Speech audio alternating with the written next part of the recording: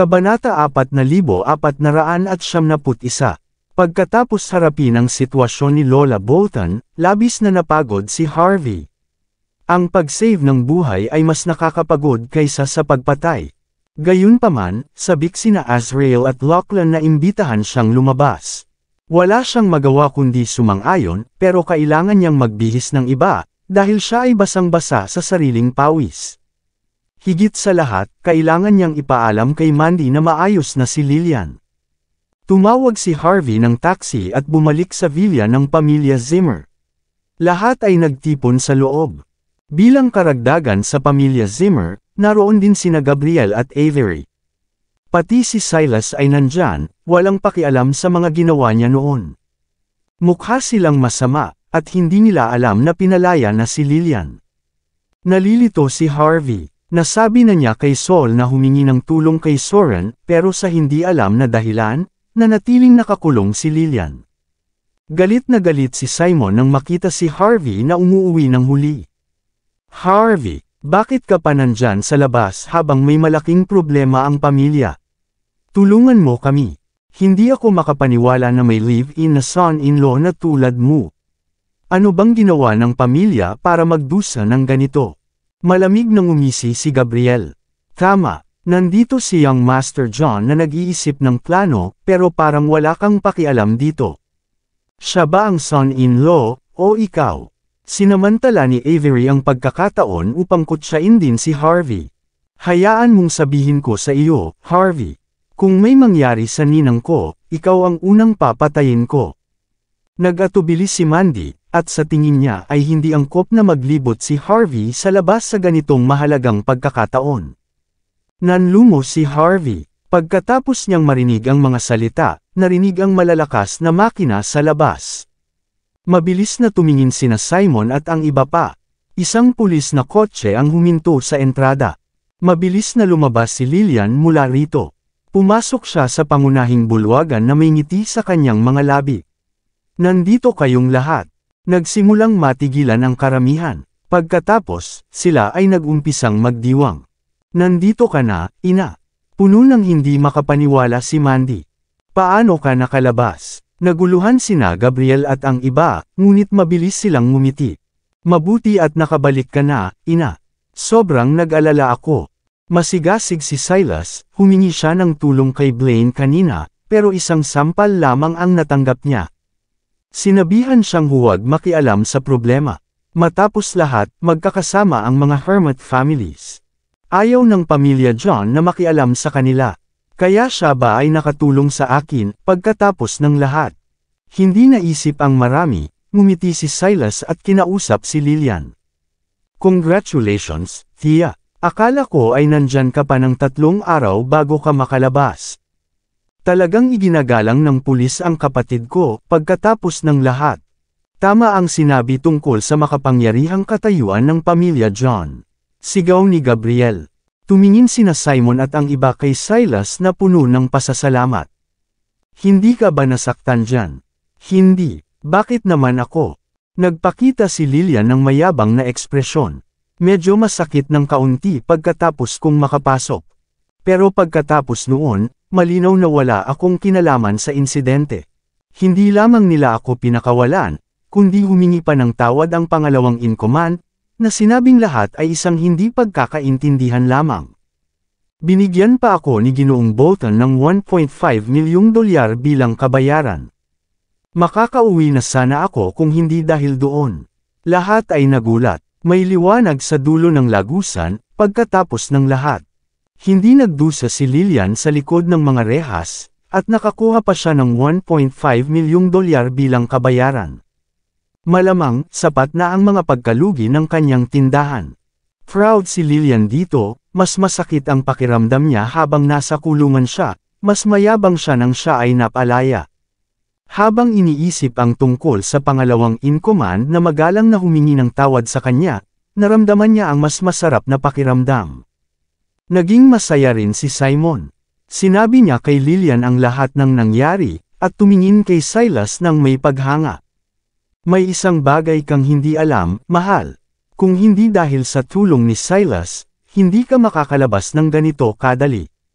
Hindi ka pa bibigyan ni Ginoong Bolton ng ganitong kalaking pera sa unang pagkakataon. Marahil ay nandyan ka pa sa kulungan ngayon. Si Tia Anderson ay nananatili pang nakakulong, at wala siyang natanggap na kabayaran. Pinagdikit ni Simon ang balikat ni Silas na puno ng pasasalamat. Anong magandang bata, punong-puno siya ng paghanga, naisip niyang mabuti na sana si Silas ang kanyang manugang.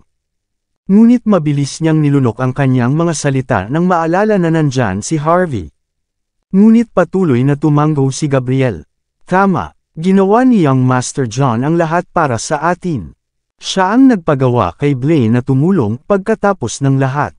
Lahat ay dahil sa reputasyon ng taong iyon. Naintindihan ko. Parang may napagtanto si Lillian. Mabilis siyang lumapit kay Silas at hinawakan ang kanyang kamay nang may pasasalamat. Oh, Silas, salamat ng marami. Hindi ka man son-in-law ng pamilya namin, pero mas mabuti ka pa sa kanya. Alam kong magagawa mong tulungan kami, anuman ang mangyari. Sa iyong kabaitan at ugali, kaya mong gawin ang lahat. Wala akong masabing maganda, ngunit mula ngayon, ang pamilya Zimmer ay pamilya mo na. Kung kailangan mo ng anuman, sabihin mo lang. Lagi kitang susuportahan kapag kailangan mo ako. Nakangiti si Lillian kay Silas, na para bang may ibang kahulugan ang kanyang mga salita. Ngunit patuloy na nanginginig ang mga mata ni Silas. Batay sa kanyang reputasyon, alam niyang wala siyang karapatang tanggapin ang pera ni Azrael Bolton. Sabi nga, ngumiti pa rin siya. Hindi ito malaking halaga. Ang ginawa ko ay humingi lamang ng tulong.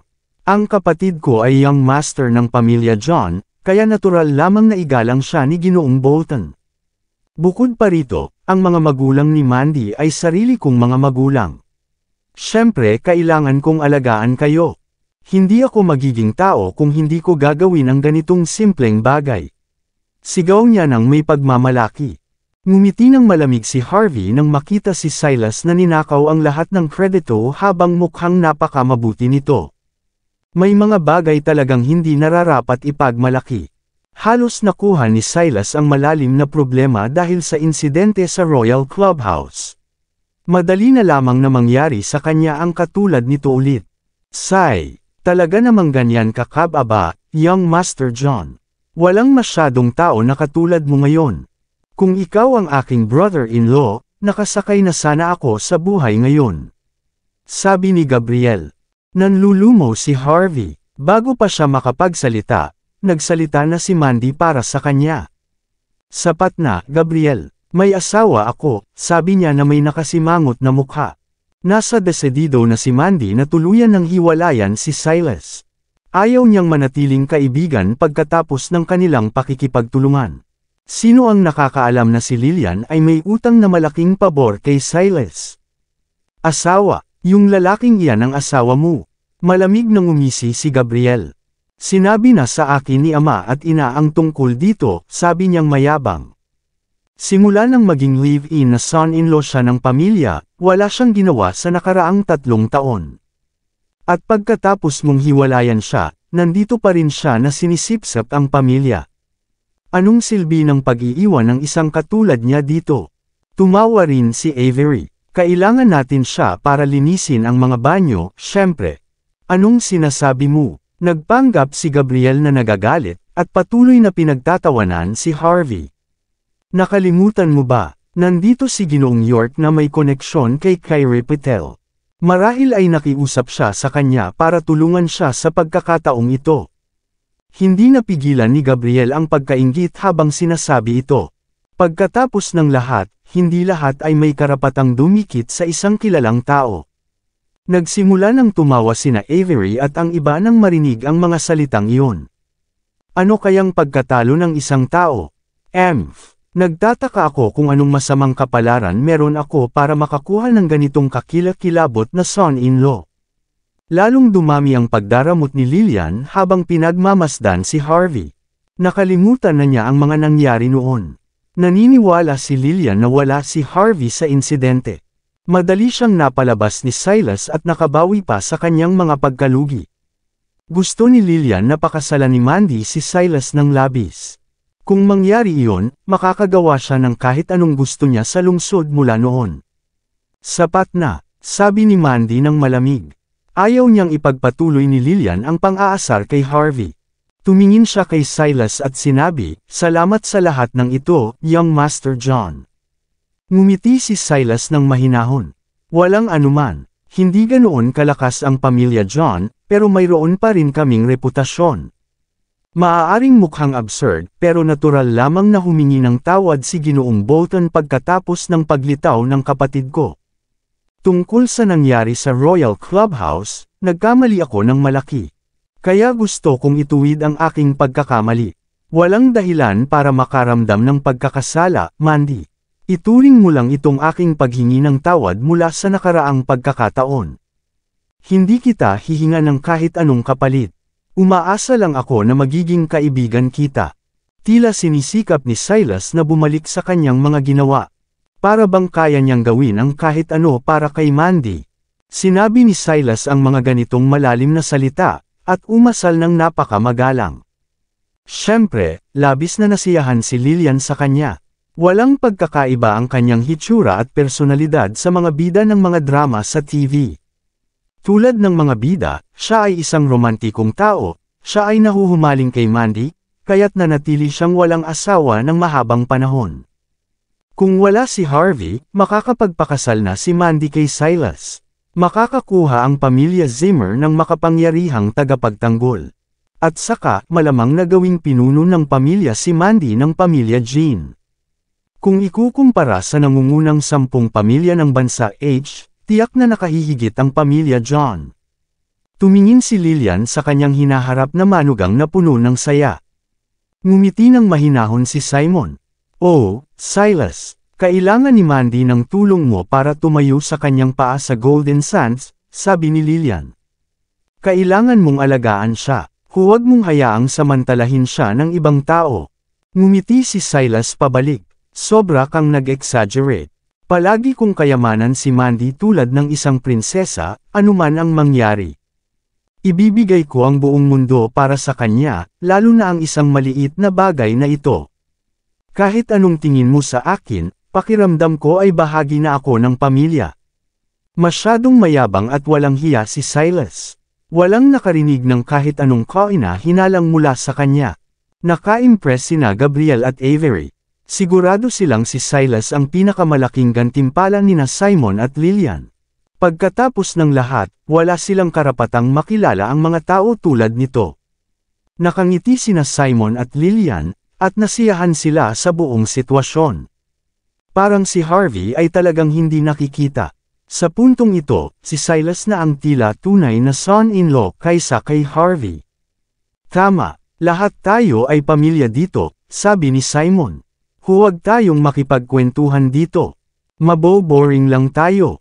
Ipinakita ni Simon ang kanyang kamay, na tila tunay na pinuno ng tahanan. "Kailangan nating ipagdiwang ng maayos upang pasalamatan si Silas. Kilala mo ang manager ng Golden Plaza, di ba, Gabriel? Tawagan mo siya at i-book ang Heavenly Box para sa atin. Hindi tayo uuwi hanggat hindi tayo lasing na lasing. Isama mo rin ang mga kamag-anak. Dalhin mo ang lahat ng lobsters at sea urchins. Kukunin natin ang lahat ng makakaya natin. Kukunin din natin ang 1982 Lafitte na mayroon tayo." "Nakatakda na," sabi ni Gabriel. Tumanggo siya, pagkatapos ay tumawag. Tiningnan ni Lillian si Harvey. "Marahil ay hindi ka dapat pumunta, Harvey. Hindi angkop sa iyo ang lugar na iyon. Pagsasawaan mo kami. Linisin mo ang kwarto ko sa halip. Bibigyan ka namin ng natirang pagkain mamaya. Makakatikim ka ng tunay na pagkaing dagat sa lalong madaling panahon." Nanlumo si Mandy. "Kung hindi pupunta si Harvey, mananatili ako sa kanya." "Anong ibig mong sabihin?" tanong ni Lillian. "Ikaw ang pangunahing karakter, kailangan mong pumunta. Mayroon tayong mga importanteng bagay na dapat pag-usapan sa iyo." Hinilya ni Lillian si Mandy palabas ng pintuan, na hindi binigyan siya ng pagkakataong tumutol. Lahat ay lumabas kasama si Silas, na tila mayabang at mapagmataas. Tumingin si Silas pabalik, at nagbigay kay Harvey ng nakakaasar na ngiti. Nang umalis ang lahat, tumunog ang telepono ni Harvey. Narinig ang tawanan ni Sol mula sa kabilang dako. Nakabok na ang buong Golden Plaza, Harvey. Naghihintay kami dito. Ipiprito niya ako kung hindi ka pupunta. Maraming salamat sa lahat ng sumusubaybay. Please subscribe and follow my YouTube and Facebook channel, Pilipino Novel. Maraming salamat po. Kabanata 4475, alas 7 ng gabi, sa pasukan ng Golden Plaza. Ang lugar ay marangya, na pinapaliwanag ng mga nakakasilaw na ilaw. Dalawang hanay ng magagandang babae sa mga mag-agarang damit ang nakatayo sa pasukan. Matapos parada ang sasakyan, naglakad sina Silas at ang pamilya Zimmer patungo sa pasukan ng may kay-abangan. Naramdaman nilang mayabang sila nang makita ang napakalaking pasukan. Gusto pang mag-record ni Lillian ng video upang ipagmalaki sa kanyang mga kaibigan. Bumagsak siya sa kanyang sarili kung hindi niya sinamantala ang pagkakataong iyon. Isang babae ang lumapit upang salubungin sila, hinaharangan si Silas at ang iba pa na may ngiti. "Hello, ikaw ba si Ginoong York?" "Ginoong York." Galit na galit si Gabriel. "Nabaliw ka ba? Ako si Gabriel, mabuting kaibigan ng iyong manager. Nakabook ako sa Heavenly Box dito." Nakaramdam si Gabriel ng kay-abangan pagkatapos niyang sabihin ang mga salitang iyon. Karaniwan, hindi niya kayang bayaran ang Heavenly Box. Sa katunayan, ang panimulang presyo ng silid ay hindi bababa sa $12,000. Ang mga taong kayang magbayad nito ay may makapangyarihang katayuan. Ang mga babae dito ay tiyak na magpapaamos sa mga ganitong tao. Kaya, handa si Gabriel na tumanggap ng parehong pagtrato. "Naiintindihan ko. Ikinalulungkot ko. Isinara ang Golden Plaza para sa gabi." Ngumiti siya ng maliwanag sa kanila, at idinagdag, "Mangyaring umalis na kayo." Natigilan sina Lillian at ang iba. "Umalis? Ano ang sinabi niya? Ano? Anong ibig mong sabihin, sarado?" Tumigas ang mukha ni Gabriel. Lubos siyang hindi nirerespeto. "Sabihin mo ulit sa akin. Regular akong customer dito. May membership card ako. Kaibigan ko ang iyong manager. At gayon paman, pinapaalis niyo kami. Tatawagan ko ang manager at papalayasin ka." Nasa masamang kondisyon din si Lillian. Ang Golden Plaza ay isa sa mga pinakamataas na klaseng lugar upang gumastos sa lungsod. Masaya siyang pumunta dito para magdaos ng salo-salo kasama ang kanyang mga kamag-anak at kaibigan. Ngunit pinigilan siya sa labas ng pasukan. Paano siya makakapagmalaki? Kung hindi siya mag-iingat, malamang ay mapapahiya siya rito. "Sira ba ang ulo mo?" Sumigaw siya, galit na galit. "Maluwag ang lugar. Nag-book kami ng maaga. Bakit hindi nyo kami tinatanggap? Anong ibig sabihin nito? Akala mo ba hindi kami makakabayad o ano?" "Ikinalulungkot ko talaga," sabi ng babae. "Buong nabook ang Golden Plaza para sa gabi. Kailangan naming kanselahin ang bawat isang order. Siyempre, babayaran namin ang mga customer na nag-reserve ng kanilang mga upuan ng maaga." Tungkol ngayong gabi, tanging si Ginoong York o ang mga taong may paanyaya lamang ang pinapayagang pumasok. "Kung hindi, kailangan naming hilingin sa inyo na umalis." Uulitin ko, isang kilalang tao ang nag-book ng buong lugar. Ganito rin ang nangyayari sa lahat ng iba pang inimbitahan dito. Lahat tayo ay matatanda na. Walang dahilan para umalis tayong lahat na may mapait na lasa sa ating mga bibig, di ba? Pina-threaten niya ang grupo sa mga magagandang salita. Ang mukha ni Gabriel ay naging pangit. Nanlumo si Mandy. "Kaligtaan mo na, nanay. Magandang pagkain din ang nasa Golden Sands Food Market. Hindi ako pupunta sa napakasamang lugar na iyon. Kahit na ang mga aso ay hindi pumupunta roon." Tumingin si Avery nang may paghamak. "Bukod dito, malaking araw ito para kay inang. Mapapahiya siya kung aalis tayo ng ganoon." "Buong lugar ang nabook, sabi mo?" Malupit na tanong ni Gabriel. "Wala akong pakialam. Kailangan sa amin ang Heavenly Box ngayong gabi. Member ako dito. Kailangan mo akong paglangkuran, kahit ano paman. Kung hindi, ay re-report ko kayong lahat sa Food and Drug Administration." May determinadong anyo si Gabriel. Pagkatapos ng lahat, wala siyang magagawa ng makabuluhan. Kung hindi niya kayang harapin ang ganitong maliit na bagay, Tiyak na iinsultuhin siya ni Lillian. Ngumiti ang babae, walang takot sa kanyang mga banta. Ikinalulungkot ko, maari mong i-report ang lahat, ngunit hindi kita maasikaso ngayong gabi.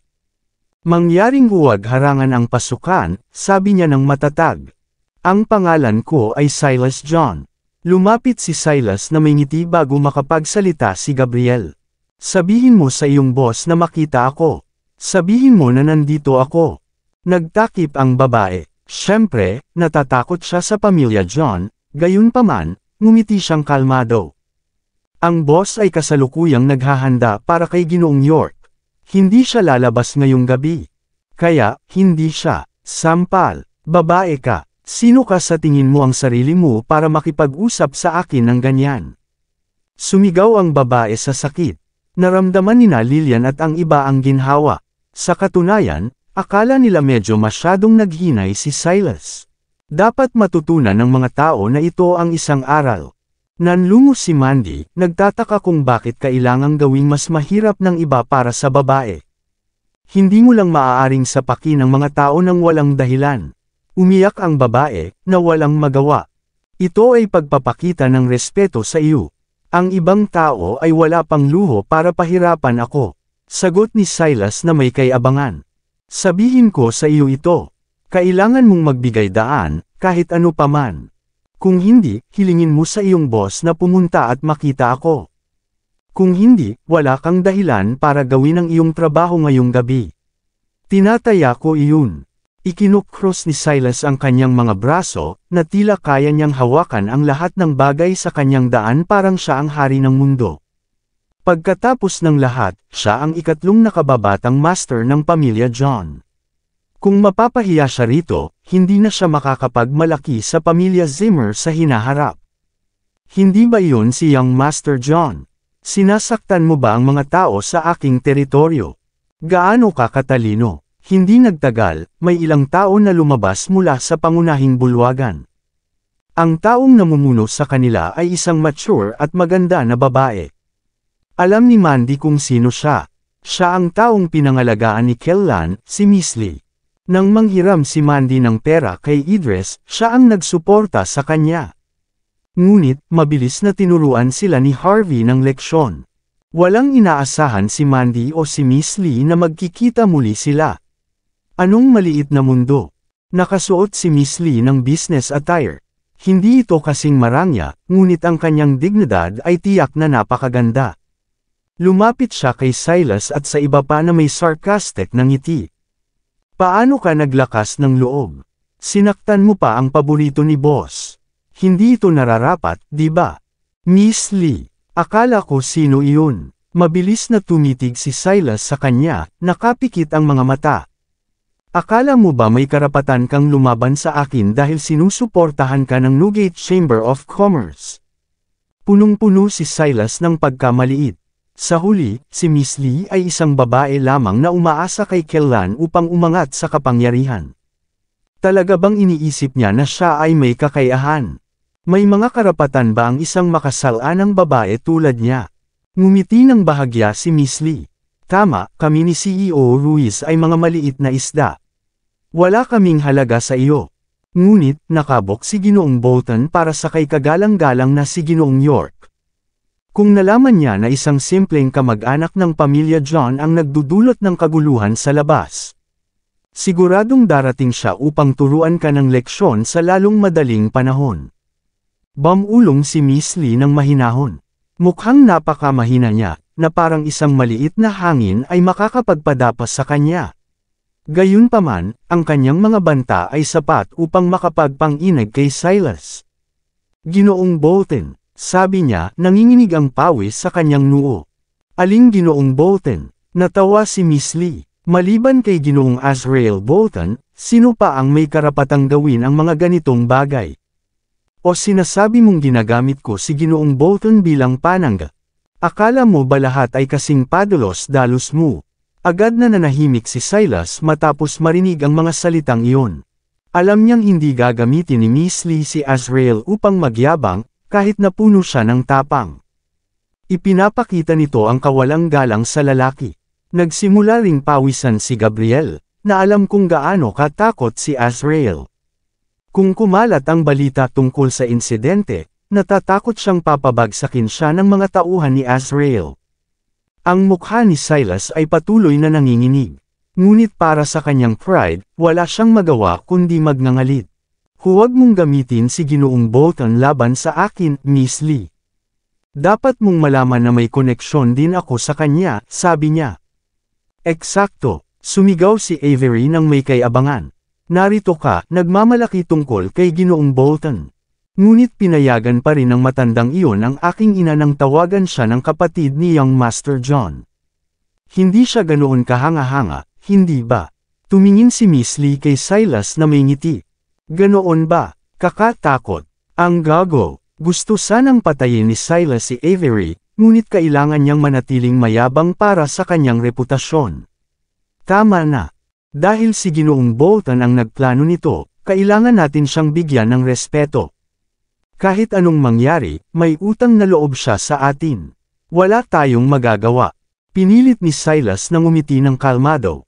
Pupunta tayo sa ibang lugar, lahat. Ako ang taya. Nanlungo sina Simon at Lillian, ngunit alam nilang hindi kayang talunin ni Silas ang isang tao tulad ni Azrael. Kahit na nailigtas si Lillian at lubos na binayaran, lahat ito ay dahil sa kanyang kapatid. Wala siyang karapatan na ipilit ang pagyuko ni Azrael.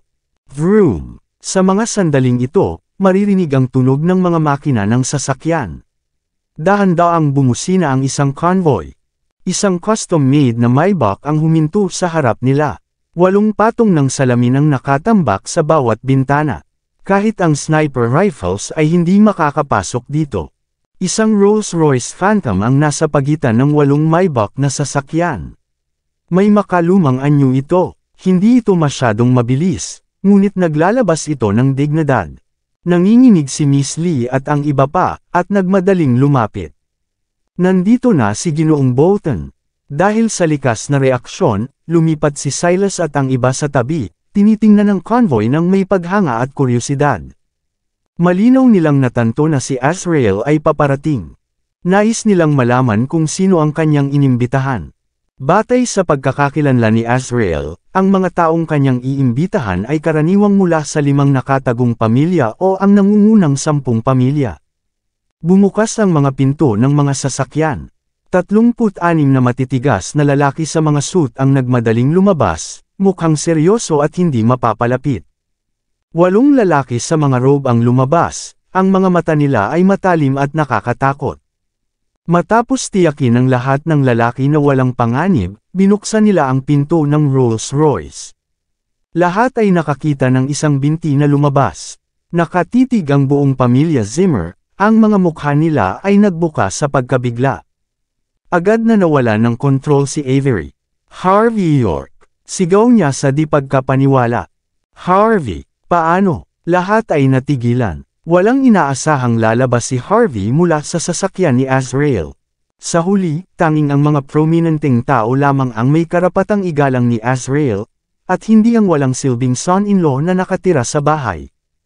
Wala siyang talento. Anong karapatan niya upang lumabas mula sa sasakyang ito? Hindi kayang maunawaan ni Silas ang sitwasyon. Hindi rin naintindihan ni Gabriel ang kanyang tinitingnan. Walang ideya si Lillian kung paano dapat tumugon. Bakit? Paano? Natigilan si Mandy.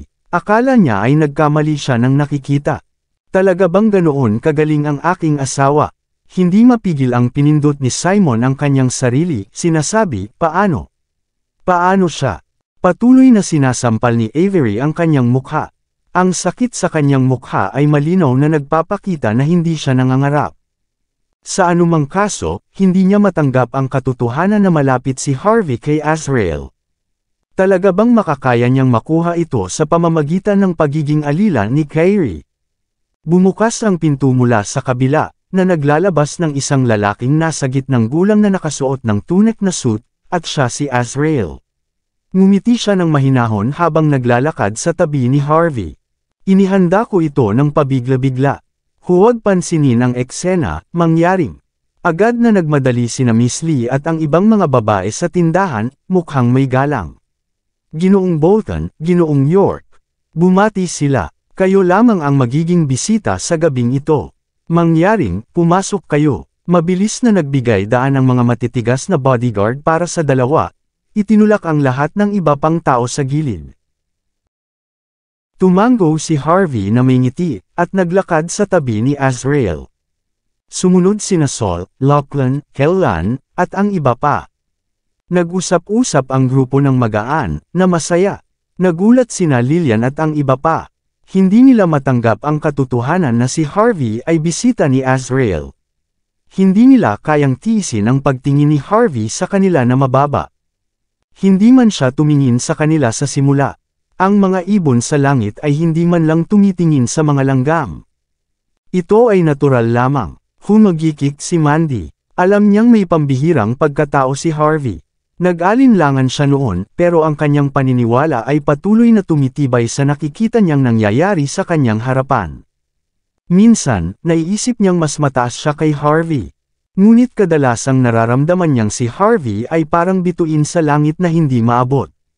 Tadhana na ang dalawa ay naging mag-asawa sa simula. Parang isang panaginip, na halos hindi kapani-paniwala. Habang naguguluhan pa sina Lillian at ang iba, ayaw ni Avery na maniwala sa anumang bagay sa kanyang harapan. Nahimasmasan siya mula sa pagkagulat at dumaan sa gitna ng crowd. Ginawa mo ba ito, Harvey? Sigaw niya, itinuturo si Harvey. Pinigilan mo ang Golden Plaza na paglingkuran kami para lamang mahihiya kami. Ang ginawa lang namin ay pinagsabihan ka. Sinabi naming isipin ng ina.